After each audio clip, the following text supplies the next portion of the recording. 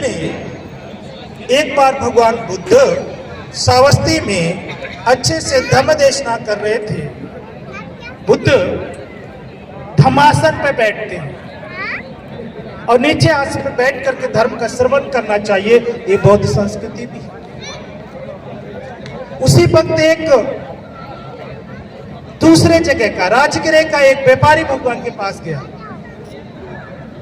और उसको देख के लगता है, वो सोचता है मन में कि भगवान तो लाखों लोगों को उपदेश कर रहे हैं और बुद्ध का प्रत्येक उपदेश संसार के मनुष्यों के जीवन के दुखों का क्षय करने वाला है।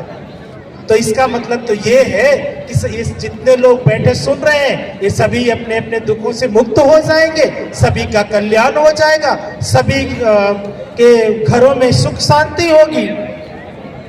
तो उसको ऐसा संशय पैदा हो,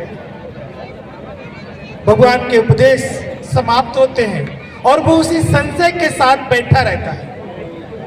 उसके मन में भाई उथल पुथल वही सवाल चलता रहता है। फिर सोचता अभी करूंगा तो डिस्टर्ब होगा, बुद्ध के उपदेश खत्म हो जाएंगे भगवान के, फिर बात करूंगा। उपदेश खत्म हुए, भगवान के पास गया, भगवान को अभिवादन किया। अभिवादन करने के बाद भगवान से वही प्रश्न किया जो उसके मन में चल रहा था। भगवान ने कहा कि तुम्हारी बोली से, भाषा से ऐसा प्रतीत हो रहा है कि तुम श्रावस्ती के नहीं हो।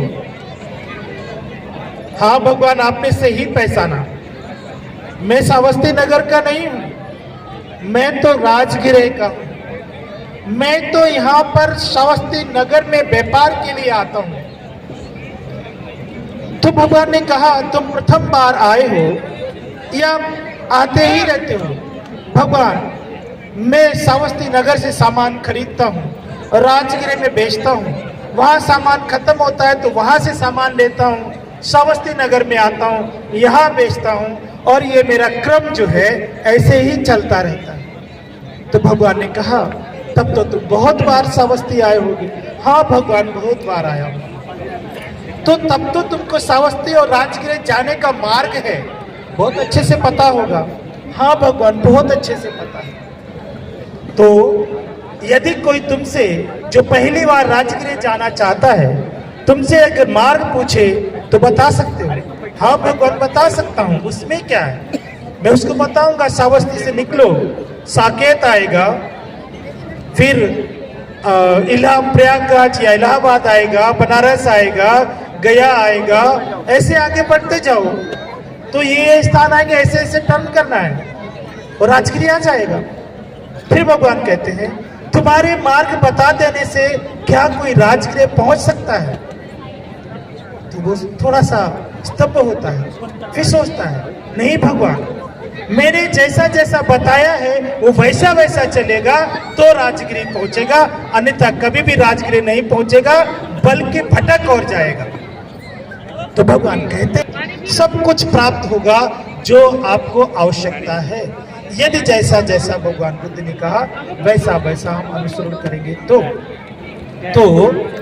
ये भगवान बुद्ध के वचनों का एक मुख्य अंश है। जैसा कि भगवान ने कहा लोक गुरु तो है, लेकिन यदि वो तब हमारे ऊपर लागू होता है यदि हमको वैसा अनुसरण करते हैं तो जैसा कि आज हम लोग परम पूज्य बोधिसत्व बाबा साहब का जन्मदिन मना रहे हैं।